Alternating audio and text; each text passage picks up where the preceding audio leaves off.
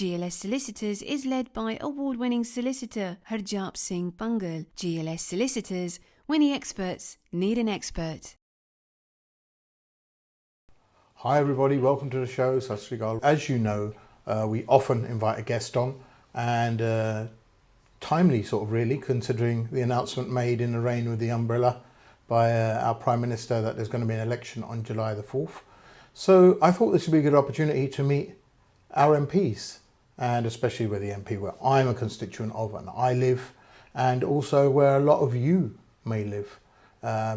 What are cast on the British Asian MPs who are standing for election, introduce you to them. Let's see what they have to offer, what they've done so far, and ask them a few questions. You might remember a few months ago, we spoke to Tan Desi from Slough, and he answered a few questions, and you've seen all of that on social media. Today with me is our local MP for Hounslow and Heston and Feltham, it's Seema Malhotra. Welcome, Seema, to the show. Thank you. Wonderful to join you. Oh, well, great. So, as you know, Hounslow, massive Asian sort of demographics, and election's been called. We probably weren't expecting it till November, but it's been called now. Must be a pretty busy time for you, yeah, with Parliament ending. It is a really busy time for us, and it's a busy time in the constituency. It's a busy time just wrapping up in Parliament. It does seem to us, though, that this election has been called at such short notice because Rishi Sunak, I think, has stopped believing in his own plan. I think the big sort of rumours going around is that things were going to continue to get worse rather than better. He wasn't going to meet his pledges, and so he's just gone quickly. But it's caused utter disarray within the Tory party as well. It does raise the question, if he doesn't believe in his own plan, then why should anybody else? Surely that's better for you, though, right? Because I mean, Labour have been calling for an election for the past year or so. We have been calling an election, right? Absolutely, because I think you've seen this, I see this. Wherever I go with our neighbours in the constituency and also across the country, people are really feeling it. They're really feeling the impact of the cost of living crisis. They're really feeling the impact of a government that's taken its eye off being a good government. And they're really feeling that Britain's gone backwards and that something needs to change. I think that's really important because we want to have good government. People want to be proud of their country, of their government. They want to see investment coming in. And so much of that has been stalled. And it is time for a change. I think people really feel that. That seems to be a sort of Labour slogan, time for a change, and saying that we've changed from the last election. I mean, the last election wasn't a good election for Labour. However, what's changed since then and now with your party? I mean, you've been an MP since 2011.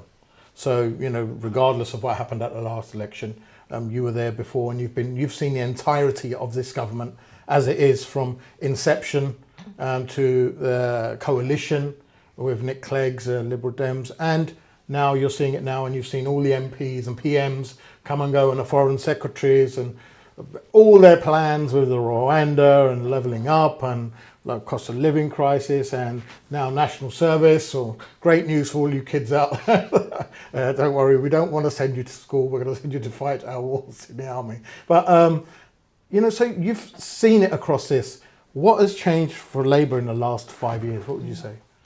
In the last 5 years, I think the biggest thing is that we've seen a change of leader with Keir Starmer, who's had really deep experience in our public services as Director of Public Prosecutions, but somebody who has really helped rebuild the party.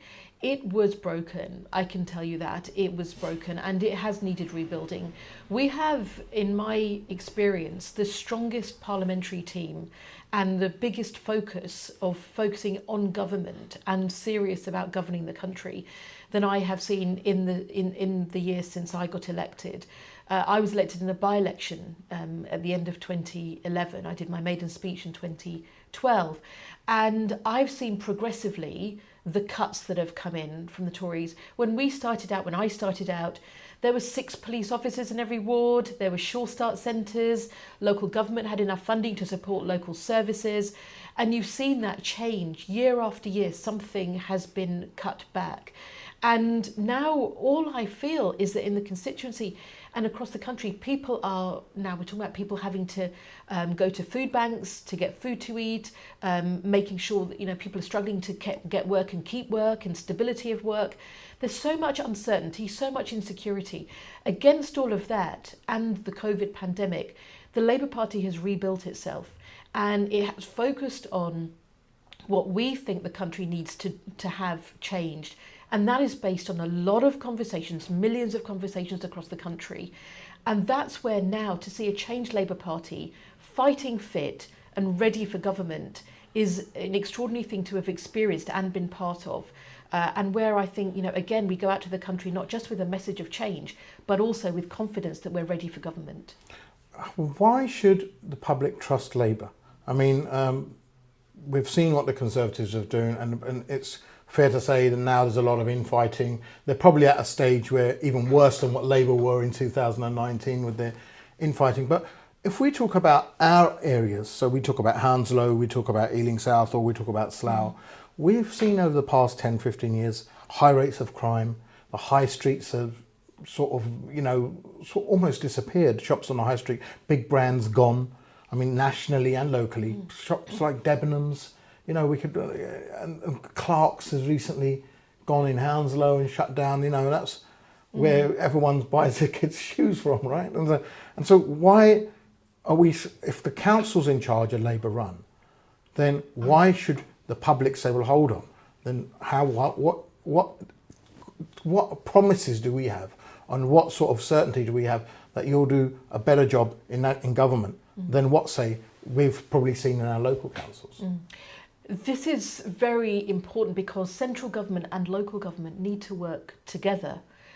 You shouldn't have a situation where everybody feels that central government has centralised powers and budgets and taken away real authority from local areas. The local government cuts for Hounslow alone saw about 60% of our council's budgets cut from 2010 to about 2020. And local councils have had to make those cuts in turn because they legally have to make the books balance. After the Liz Truss budget, I did some research, and you saw what the figures were that local government sent me across the country. £4 billion in loans were taken out by local authorities. Wow. In that After that debacle. Just after the Liz Truss budget, in that first 5 or 6 months. The central government made councils raise council tax by the maximum in order to get any sort of settlement to help. But in the days and weeks literally after the Truss budget, you saw local services cut that had been planned for that year. You saw house building slow. You saw other services reduced, and that has not gone away. Look, I think this is very important because when it comes to policing, you have about 20 million people a year who are reporting antisocial behaviour. Wow. And I see this in our constituency. I've seen it on the rise. Yeah. And then when you look at the fact that the Tories cut policing by 20,000, when Boris says he was going to recruit 20,000 police officers, it wasn't an accident. Yeah. They were They were just trying to replenish what they've cut. But they can't replenish experience. They aren't training officers well. We want to see better training for officers again because they're coming new onto the streets without that depth of experience and management. Right. We had 6 officers per ward the Labour Party had built up because we know what it takes to keep our communities safe. And now you have 3 if you're lucky per ward. And they change so much because they're under stress and not supported. So we have a lot of, that's why Labour said, look, let's bring in, we need to bring in 13,000 new police officers on our streets, those in our communities. On high streets, you're absolutely right, they've been bottomed out, just like our public services. And that's why when we announced that we would be reforming business rates, we should really help our high streets, cut costs for businesses in our high streets. That was really popular and came from working with businesses 2 or 3 years ago. I was part of that.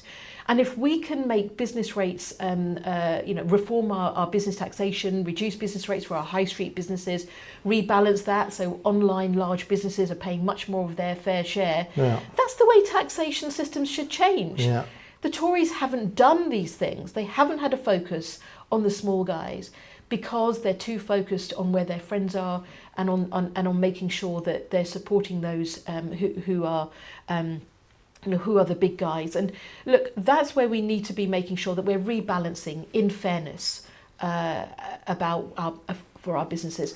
But it isn't just that. Look, we've got to make sure we've got that investment again, to make sure people are getting access to jobs, and make sure as well that we're rebuilding our public services.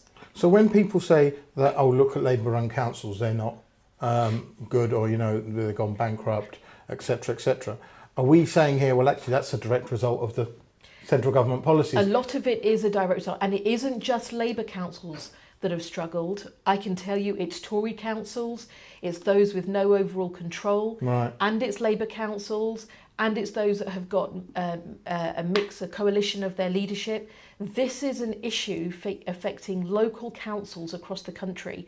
And what we have is a government that hasn't taken responsibility. It's a government that has tried to blame local councils and pass the buck. Local councils have been forced to raise council tax by the maximum in order to get any extra funding. And this is where we're going to need to have the Tory government held to account in this election. What do you say to people like Reform, Richard Tice, Nigel Farage, and the Conservatives, who are saying that, well, hold on, this is a direct result, the council going bust is a direct result of rising numbers of immigration? I mean, what would you say to that, the people who blame, the party out there who are trying to blame almost the immigrant community for saying, well, hold on, they're putting pressures on, there's too many people flooding in, that's their words, not mine, we're being invaded. What would you say to that? Is there a direct correlation between the two? Well, first we have to tackle illegal migration. I think we all know that. But this is not really an honest picture, because you also see those who are leaving the country, right, and we also see the gaps in our business and in our public services. Hospitality struggling to get the workforce they need, and affecting our community. With we've seen across London, across the country, businesses saying they can't open after 2:00 because they don't have the staff. We can't get the staff. We can't get the staff. We've got the same in our health service, the massive numbers of vacancies.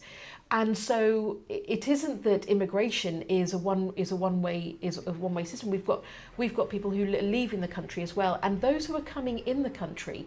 What's been really staggering to me is how slow the government has become at processing people's applications, or giving visas to those genuinely coming to work and who are contributing to our economy and to our public life, and paying taxes that are funding our services. And it isn't an honest conversation you're hearing about immigration. We all know that there needs to be change. What's staggering as well is the £8 million a day that the Tories have been spending on hotel fees. What's staggering is the Rwanda scheme that is only set to deal with 1% of illegal migration. What's staggering is that is about £2 million per person that would be spent. What's staggering is that we haven't been investing in much more cross-border security and work to make sure that we're working with international agencies. Immigration, and illegal immigration particularly, is an international problem. Why aren't we getting an international solution? And it isn't just that, but why haven't we got the caseworkers we need in the Home Office? This is why the Labour Party have said, look, you can take our ideas. We need 1,000 new caseworkers so people are getting their applications processed. Why is it that the returns rate is about 44% removal in terms of 40% removal of illegal asylum seekers compared to when the Labour Party was in power? And alongside those caseworkers, to speed up those, we need 1,000 new extra staff in a returns unit, because we need to be seeing returns or ways in which we're making sure that we're working with international partners on this. So all of the calls for action that we have said in Parliament, that we have pledged for the next election, will both speed up the processing of asylum applications, will deter illegal immigrants because we're working cross-border to make sure that we've got other solutions, and will make sure that where people do have their asylum applications processed and they are able to stay here, that they are supported to be getting into work as quickly as possible, because that's what a lot of them want to do. Let's go from there to a department where you're closely linked with, and that's skills and helping young people develop skills. Why are businesses saying we can't get the youngsters to fill the jobs? Why don't people want to work in pubs, hotels? Why doesn't people want to be trained as care workers? Why do we have to go abroad to get these people? And why haven't this government, or why haven't for the past 10, 15 years, we managed to train our own? Despite every year we're being told, well, we don't want immigration, we want to train our own. But it looks like as if we don't want to train our own either, or our own don't want to be trained. And we don't want immigration either. So what are businesses meant to do? What is someone who owns a hotel or a pub out there supposed to do, or a factory? I mean, what are they supposed to do when this government isn't allowing in people from Europe to do low-skilled migration? We don't have anything as such as a low-skilled visa. The only way in which low-skilled jobs were being filled were freedom of movement of workers through the EU. That's been stopped. The minimum for the work permit has now been raised to 38,700. I mean, you're not going to employ a waitress, pay a waitress 38,700. This is going to sort of ruin in business. But why hasn't our youngsters been trained? And where is the gap in that? And what do Labour intend to do about that? And how quickly can we do that? It is really urgent that we support our workforce to be skilled, and that is not just young people, but adults who want to retrain or be skilled for new jobs. If I give you one example of where the Tories have got this really wrong, the apprenticeship levy reforms, we've actually seen a drop of over 200,000 apprenticeships since the levy came in 2017. We've seen a drop of 49% of small businesses being able to taking on apprenticeships, and that is because of the complexity and the lack of flexibility in how the system is now working.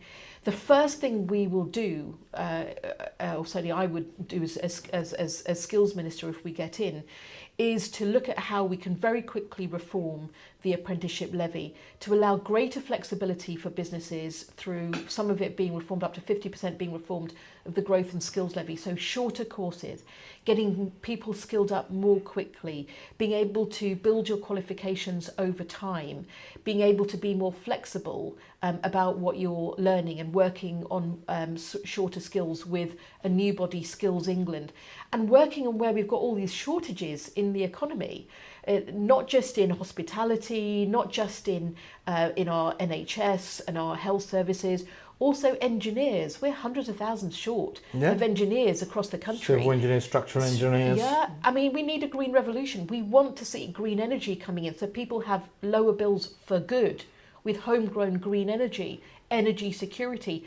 I think we've learnt enough about shortcuts from the energy crisis that we saw, where we were hit harder than other countries because the Tories had cut corners and failed to take investment decisions. What would you say to those that are hit by people profiteering? Companies have profiteered from COVID and afterwards. So for the average person, their household bill has gone up.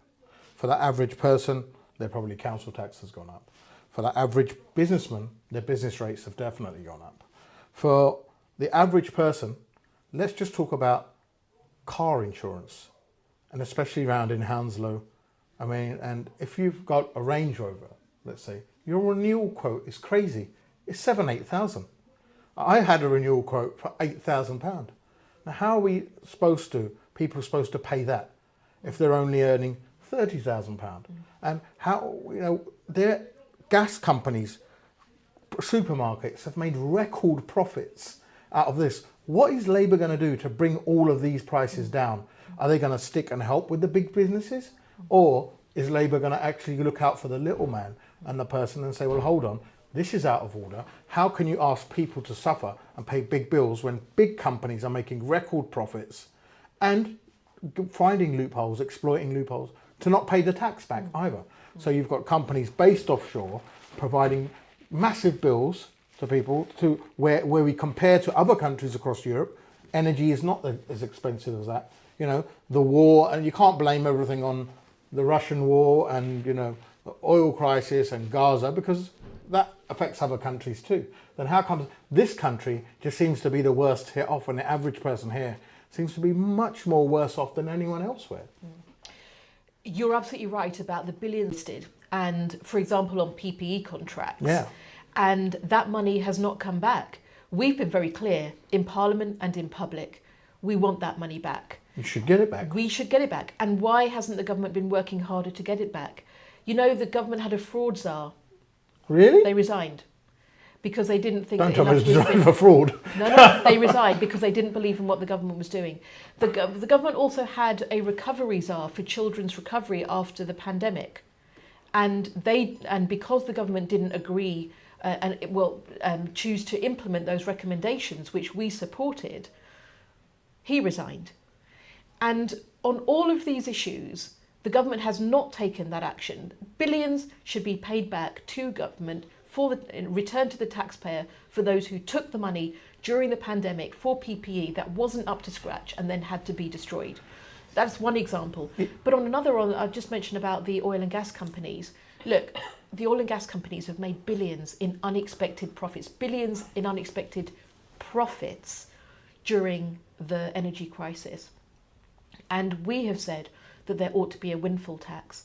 The government didn't bring in a windfall tax, then it brought a part of a windfall tax in. We will bring in a proper windfall tax, and that windfall tax will also go towards paying for our investment as a country in clean, green energy, because it's by doing that, by having more of the onshore wind that the Tories have stopped, more of the solar, new nuclear, and so on, that we will get clean, green energy in the UK that will bring down bills for families and businesses for good. Let's go to a break and we'll see what Seema has to say after the break. And we're in a conversation with Seema Malhotra, MP for Feltham and Heston. And we'll see what ideas and what other things that Labour are going to do if and when they should come to power. Welcome back, everybody, in conversation with Seema Malhotra. Is it safe to say MP or prospective parliamentary candidate? Both, probably, right? We are members of Parliament until Thursday, the 30th of May. Okay, that's like 2 days away. And after that, you're a prospective parliamentary candidate again. All right, there you go. So you don't have to call her MP for a few weeks. Right. Seema, we were talking about people being frustrated, people like myself being frustrated that in the PPE crisis or in the energy crisis and in COVID, big companies made a lot of money. There was a lot of fraud going on. And you're talking about Labour introducing a windfall tax. Is there any truth to Labour introducing a commissioner to get the money back that was fraudulently made in that? I mean, I read somewhere that perhaps you're appointing a commissioner and a commission and a committee to investigate all of that fraud and get that money back. That's exactly right, because taxpayers deserve that money back. It shouldn't have gone, billions shouldn't have gone to through contracts where people weren't properly assessed for their ability to deliver on those contracts, and then PPE that wasn't up to standard that then had to be thrown away and destroyed. Yeah, but we want that money back, and that's why there has to be a more thorough investigation. Look, it's also why we would really strengthen the way that government does look after people's money. We want an office for value for money, because that should be important. We should not ever see this kind of scandal again. And not just that, but we will make sure that we never have a budget Liz Truss's budget again. What she did, what the Tories did in undermining our economy, in not having a proper review of the budget and forecasting, in knocking market confidence in our economy, should never be allowed to happen. That's why we would have a new charter for budget responsibility, and to make sure that alongside the Office for Value for Money, making sure we crack down on fraud, the public finances are safe in Labour's hands. The average person out there watching the show, the average person on the street, is worried about issues like NHS, bills, like I said, car insurance, education for their schools, investment. So, I mean, in this government, we've seen school walls crumble. We've seen, not sufficient material used in that. And we've seen this government issue out contracts to companies that were formed 4 weeks before they were given contracts with no experience, like you said. What reassurances does Labour give us that this won't happen on their watch, first of all, and that they won't be giving this sort of stuff out to their mates or party donors, etc., etc.? And also, what sort of levels of investment are you going to bring into our schools and our NHS, our waiting list for schools, importantly, our nurses? I mean, I'll give you two examples that I've seen in my house. You know, my mum fell over and broke a leg. We had to beg for an ambulance to come. I mean, their first response was, sorry, you know, it's not important enough. Can you bring her in yourself? I had an incident myself and I was told to just come in myself. And in the end, I had to. I had to get a taxi down to the hospital where, in fact, 10 years ago, 15 years ago, I could have phoned and an ambulance would have come within 5 minutes. Then waiting lists for operations, waiting lists for MRI scans. You know, not everyone can afford to go private. In fact, the majority of people watching the show probably aren't going private. And you know, we're waiting years. Our elders, importantly, you know, waiting years. I've seen many people die and not have waiting for their operation, and their letter comes afterwards. I mean, that's not unknown in areas like Birmingham, Hounslow South, or where a lot of our communities are. What is Labour going to do right that the Conservatives have done wrong? And what assurances can you give to someone out there watching this and saying, well, hold on. One, they're all the same. It doesn't matter who you vote for, Harjap, they're all the same. You know, they're all going to rip us off. They're not looking out for us. They're just looking out for them and their mates. And two, to say, well, actually, Labour haven't got a policy on this. They haven't got any answers. They're very wishy-washy on this. Give us sort of some reassurance to people watching this show. Because if we do vote for change, then we expect it. And you expect to be held to that. We don't want a situation where we vote for change and 2 years later we're in the same sort of mess. And then we're thinking, well, actually, no, they are all the same. So what assurances can you give them? You and I had conversations like this also with the Heston Retired Members We did. Association as well, where these were the issues being raised concern, by our local community. And this is important because, firstly, the Labour Party and the Tory Party are not the same. Right. And priorities are different, because we do believe in opportunity for everybody, and we do believe in fairness and strong public services. You're right, ambulances don't turn up. You're right, crime doesn't get solved. Over 90% of crimes are going unsolved. You're right that our schools have been crumbling. You're right that we don't have the teachers that we need. You're right about what happened with your family, and it's the same as what happened with my family. When my mum was alive, who passed away 2 years ago, I had to call an ambulance for her. And what did they say to me? They said, there isn't going to be an ambulance coming. It's not going to be for hours. Have you got a brother? Have you got neighbours? Now's the time to call them. You need to get your mum to the hospital yourself. That's what I was told. And that's an MP being that's told what that. I was told.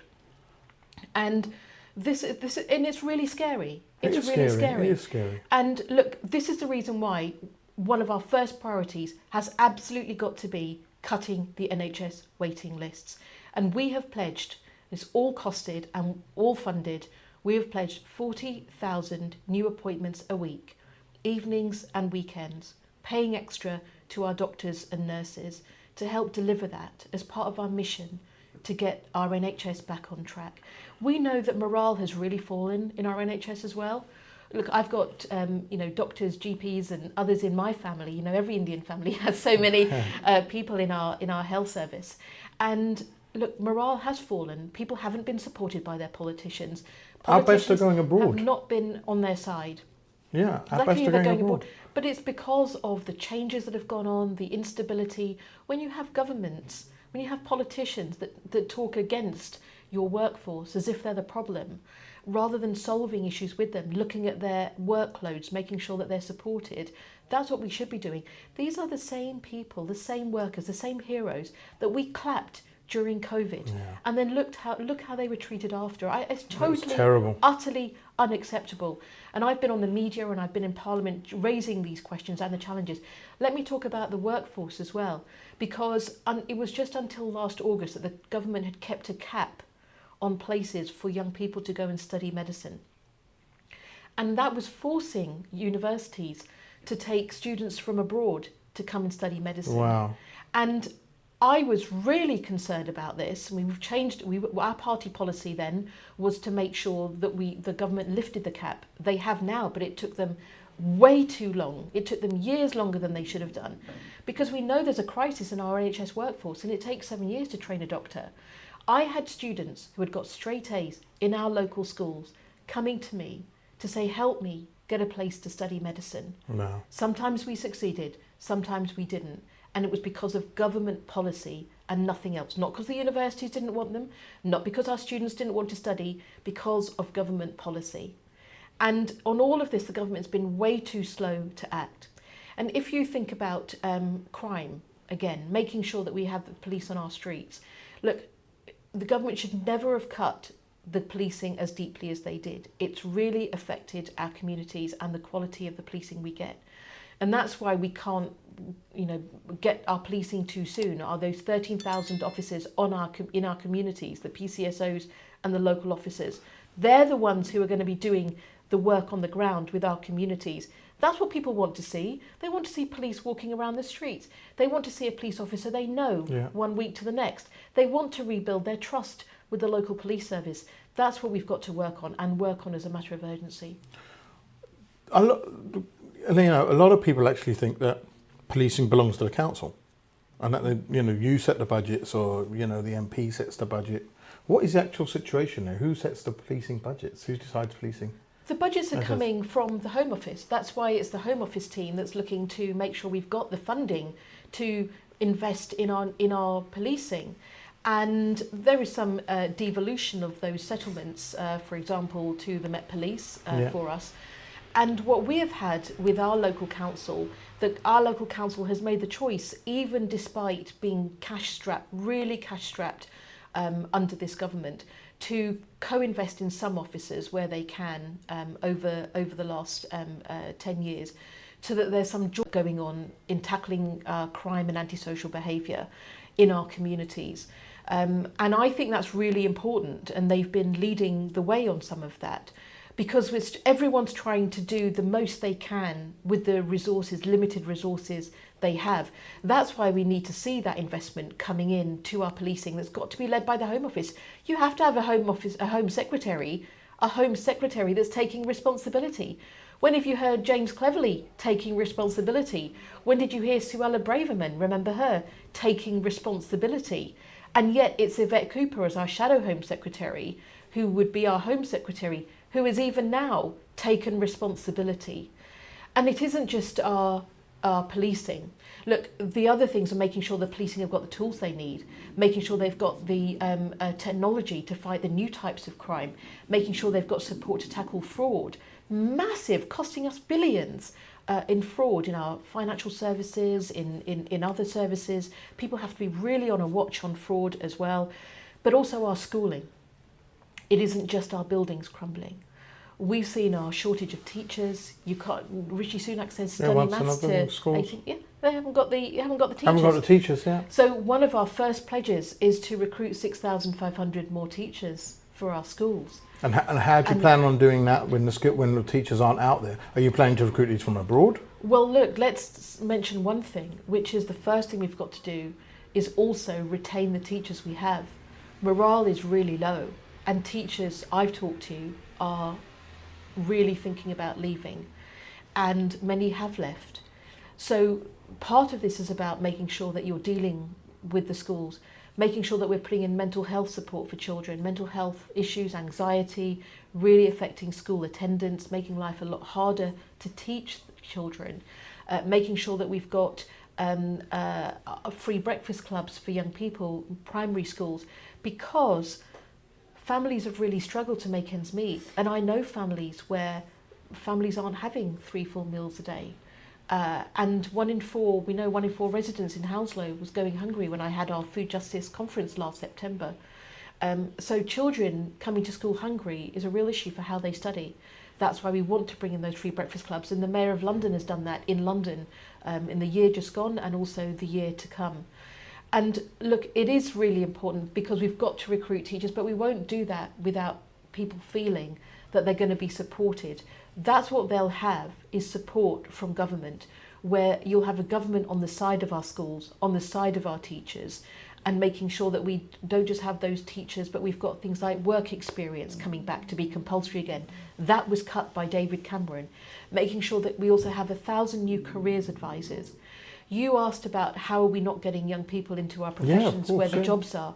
Look, we will have 1,000 new careers advisors working across our schools, supporting young people to get work experience, connecting with our business and industry, making sure our national priorities for where our economy is growing are getting the interest of the workforce we need.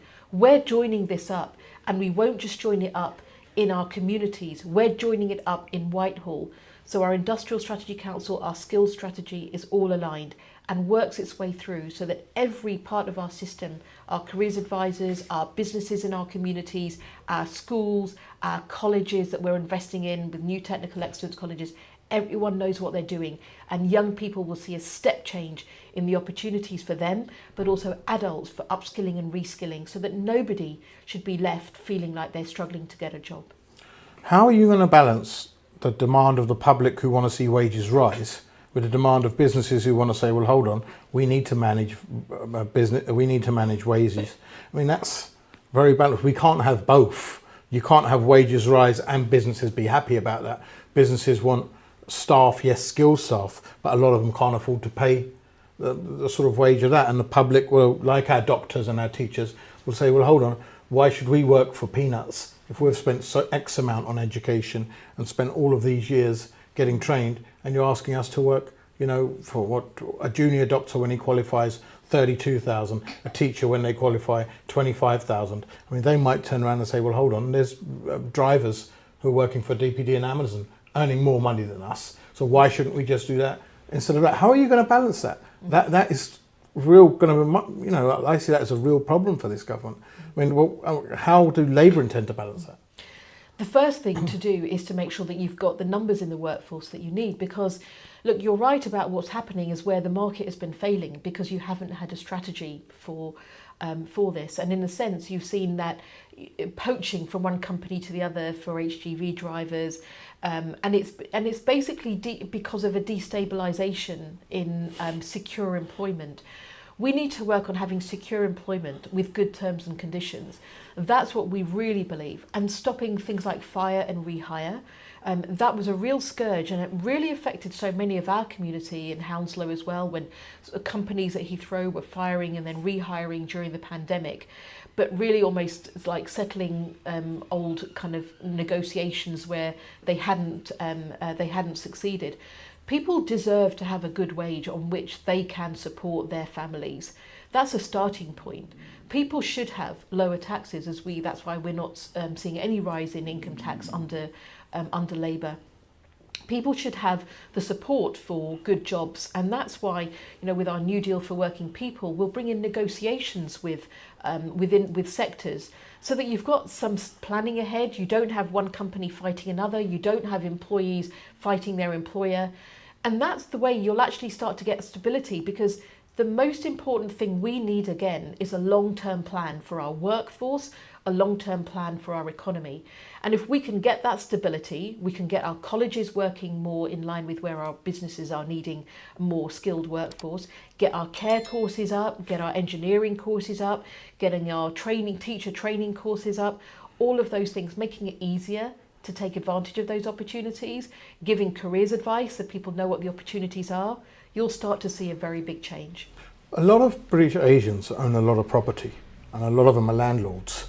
What are you going to say to them? Because the Conservatives are saying time and time again, you're going to give tenants more rights, you're going to make it harder for landlords to evict tenants, and you know that doesn't go down well with people who own property. Especially a lot of British Asians who own definitely, you know, British Asians probably are the largest group of people who actually own a second property in the UK. And so what's Labour's message to the landlords? There's a lot of positives for everybody from what Labour's bring forward. Look, the first is those many landlords who were also maybe property developers have been talking to me about how long it takes and how expensive it is to get planning permission. Yeah. And we know that's a huge cost, and it's delaying building the homes that we desperately need. builders, developers, landlords are part of the solution to the crisis we're facing as well. So it's important to get the rules to be fair. I think it should be, and is in agreement on that. We would recruit 300 new planners, because in the way the Tories have really decimated local government, it's massively affected the services to our businesses. And we need to change that. We should be getting decisions through much quicker, and we should be seeing the building much quicker. But also, we need to make sure we're looking after communities. We want costs to be low for rent. So many of our families in our communities are also renters, and making sure that we've got some stable kind of a market in renting, because you want people to be able to be self-sufficient, to be able to look after their families, have a job that can mean they can pay the rent, afford food, make sure they can go on a holiday with their families, and so on. So we're thinking about how does the whole of society need to work together. Look, on landlord costs as well, doing repairs to your home, construction skills. Look how much that's been affected. Construction costs as well. Yeah, it's gone up definitely. Partly because the government didn't have a strategy after Brexit for how we work make Brexit work. That's a whole load of other areas in which Labour is going to have to work if we win in power, to make sure the issues of Brexit are dealt with, and that we make Brexit work. So some of these issues start to be alleviated. But also, we've got to see much more happening to have stability in our economy. Look, the price of mortgages, how that has risen, how people are worse off. In our local area, people were paying, £4,000 more. I mean, that is unacceptable. Still, those prices are high. Still, interest rates are high. This wasn't an accident.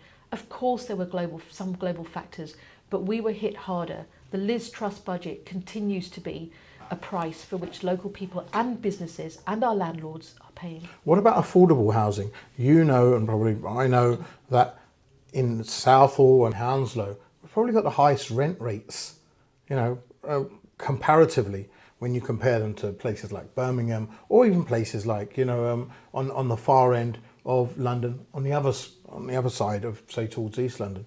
You've got houses going for £1,600 a month for 3 bedrooms. I mean, how is someone supposed to afford that?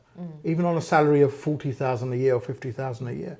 It's very hard for them to support, and that's without bills and council tax. What are you going to do to make housing more affordable? And for first-time buyers, how do you expect someone earning £40,000 a year to buy a flat going in, flats nearby us here? 1-bedroom flats are going for around £400,000. How is someone going to, 3 times their average salary? How is someone going to have that salary? How are we going to afford this housing? And yet all these flats are being made everywhere. Yeah. There's been more flats in Hounslow, there's been more flats in Southall, there's been more flats in Slough, Hounslow, for example, on the High Street. So how are we expecting people to afford this, and how are we making sure that the people making these houses are actually making them for us and not for rich people? Yeah, look, it's utterly extraordinary how broken the market has become.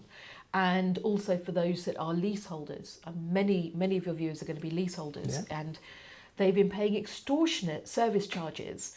We've been campaigning on this in Parliament for a number of years, actually putting recommendations into the Select Committee. Those recommendations have gone into legislation. That legislation has ended up being weakened in the last week when the government has rushed through to try and get some things through at the very last minute.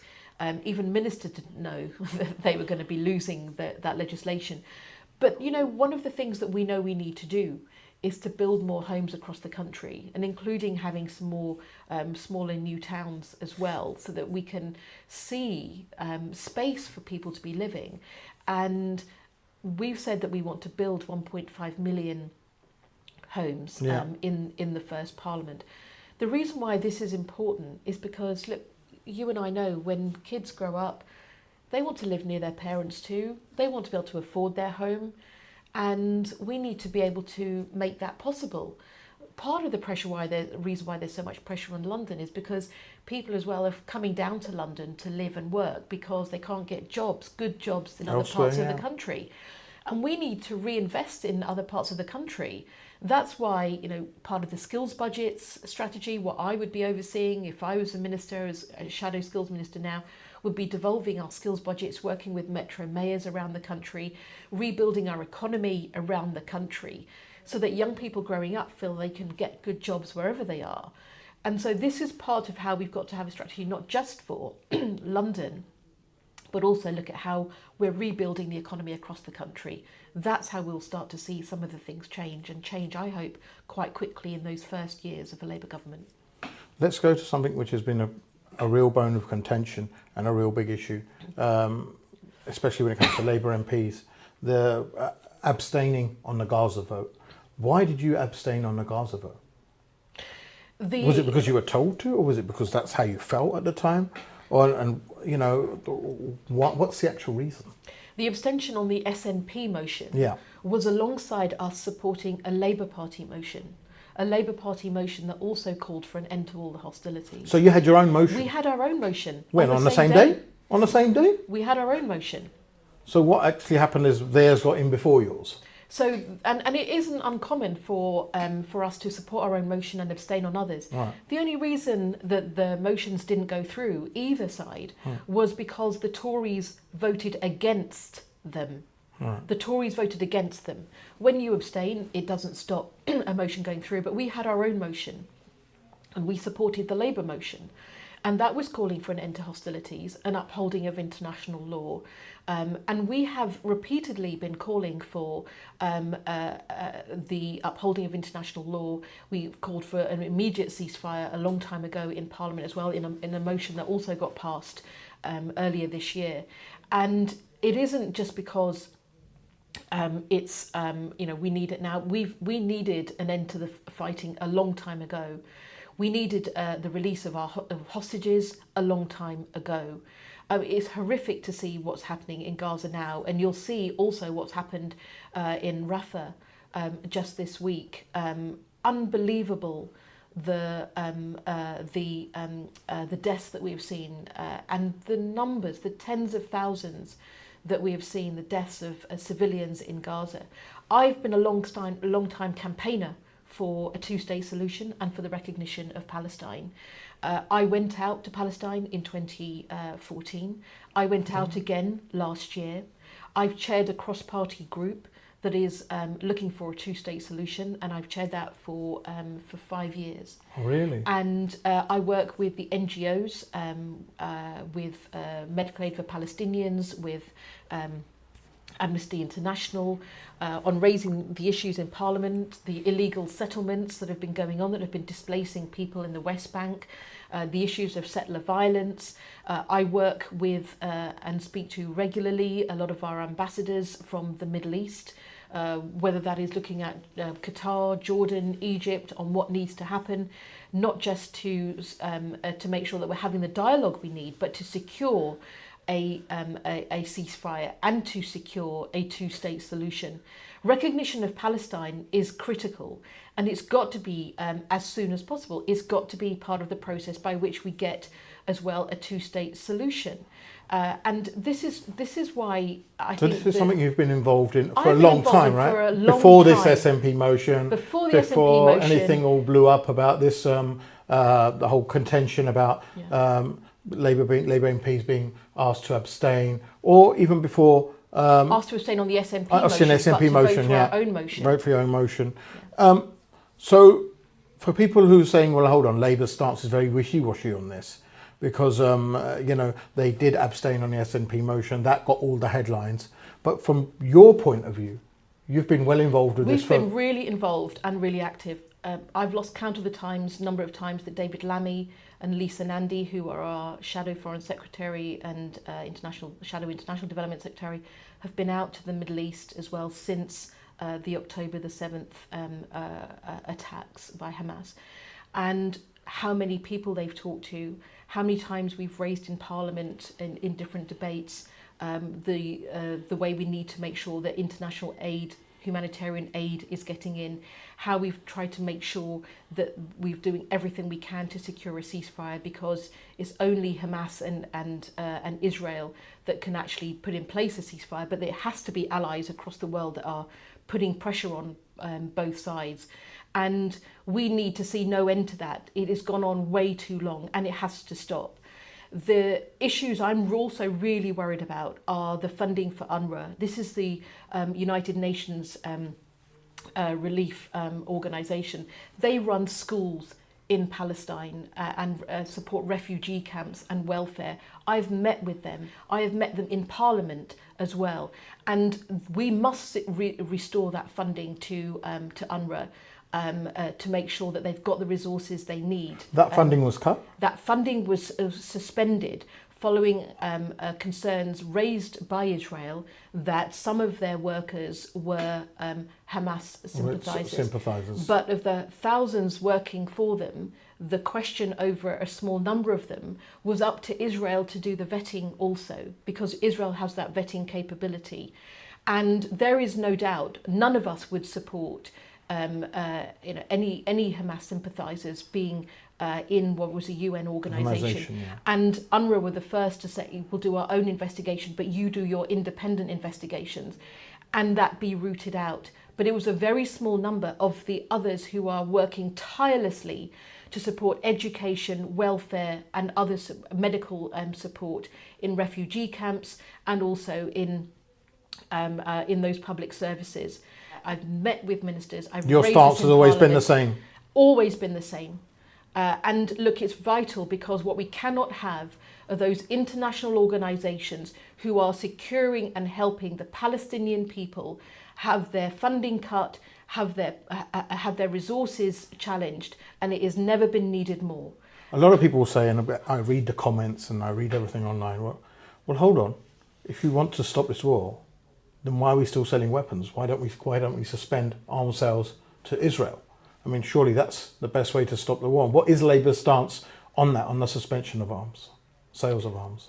We have absolutely said that there should be a suspension of arms where there is evidence that those arms are also being used against civilians. And that's why it's really important that we see pressure from international allies. That's why it's important that we are working with those that have got the power to make the difference. Like the US. And we've suspended arms before. There is no reason why we shouldn't be suspending arms again. Seema, thank you very much for coming in, and thank you very much for connecting with the audience and telling us more about what you do, what you've done, and what you intend to do or propose to do. We wish you well in the election, being a member not only of Hounslow, but my MP and our MP, but also the fact that you're a British Asian. You're the first, a lot of people won't know, but Seema's actually the first Punjabi MP. So, Seema's background, mum and dad hail from Punjab. Yeah, grew up in Hounslow. Grew up in Hounslow, so local, probably connects with us because a lot of us, this is our sort of backstory. And your backstory is the same, I suppose, migrant parents. Yeah, mum and dad were here in the 60s, and all of us, we were born locally. So I was born in Hammersmith Hospital, my brother in West Mid, and all five of us, we grew up, went to Heston Primary School, I went to the Green School, my brother went to Isleworth and Zion. And I think that's why, it feels so close to you, when you represent a community where you grew up, that you feel the stories that people are going through now. We knew what it was like to really struggle. We never went on a holiday in the summer. We never had the money. We just grew up above our shop in Osterley. And that's why it's so important to me to represent local families and businesses. Did you stand in a shop? I served in the shop when I was age 7. Was you? Yeah. Oh, there you go. There will be people who were probably my customers at that point still here in Heston. So typical Asian sort of family, but Asian sort of family who migrated abroad, right? Yeah. So right. Okay, so like I said, that does resonate with a lot of you, and I know it resonates with us. But we wish Seema well. We hope you can come back after you're elected again and after you're an MP again and come to talk about us, about policy, and also come and tell us about the progress which a prospective Labour government Well, we never will take make. we'll never take anything for granted, and I know that people will be looking closely through the election. But I think it is so important that everybody votes. Put July the 4th in your diary, or sign up for a postal vote. You've got till June the 19th to do that. We just want to make sure that everybody casts their vote in a really, really important election. So I'll be doing a separate show on how you can register to vote, how you can register to do a postal vote. You know, if you can't get out on the day, what to do, what ID you can take with you. I'll be doing a separate video on this whole show to the whole community in English and Punjabi and Hindi to explain to everyone how to get out and use your vote. And like Seema says, look, we're not telling you who to vote for. I'm definitely not. See what I do? Right. I'm not telling you who to vote for, but do vote, because as a community, that's essential. Our power as a community lies in numbers. If you want governments to listen to you, they only listen to numbers, people that have large groups. If half of you don't vote, then you're not showing yourself to be a large group. We all, as a community, should go out there and vote. The vote is your voice. It's what you're going to say. Yeah, it's your way of expressing your satisfaction or your dissatisfaction with what's going on in the world in which you're being governed by the government and politicians. So go out there, register to vote if you haven't registered to vote. Make sure you use your vote entitlement. So don't just register and then don't bother about it. Go out and actually vote, because your vote can make a difference, and it does make a difference. Votes do make a difference. Ask those MPs who lose their elections by one vote, as I've seen it a few times. In India, I remember this one person, he lost by one vote, and he went for the next 5 years wandering around. If I'd shaken 10 more hands, I probably would have won. Yeah. So people, your vote definitely does matter. And an MP is here for you to connect with. It's not just me who gets to talk to an MP. Whenever Seema's about, you see her about, stop her, ask her stuff. She's there for you. She's your MP. Question her. Yeah, ask her, write to her, email. You have a whole team, and you probably have emails to go back and look at now, probably even today. So yeah, they're there to serve us, but they can only serve you if you go out and exercise your vote. You're going to only have some sort of say. Your government's given you a say. This country's rights have given you a say. So go and use it. People died for this. And so don't go out and, you know, it's the biggest insult to someone who dies for you to get a vote, and then you not go out or register and don't use it. So please go out and vote. Let's see, we'll be back next week. But yeah, watch out for my next video regarding how to vote. And also we'll be going in a couple of weeks over through the manifestos when they're published about who's offering what. Anyone else wants to come on the show, then by all means you can. Email me, and obviously I'll check out the diary and see what's going on. But by all means, we wish Seema the best. And like I said, if you see her about, then please stop to talk to her, because just like she's friendly here, she's like that in real life too. And I know because she lives nearby. I see her almost every day. So there you go. That's all for this show, and I'll catch you on the next one. GLS Solicitors is led by award-winning solicitor Harjap Singh Bhangal. GLS Solicitors, when the experts need an expert.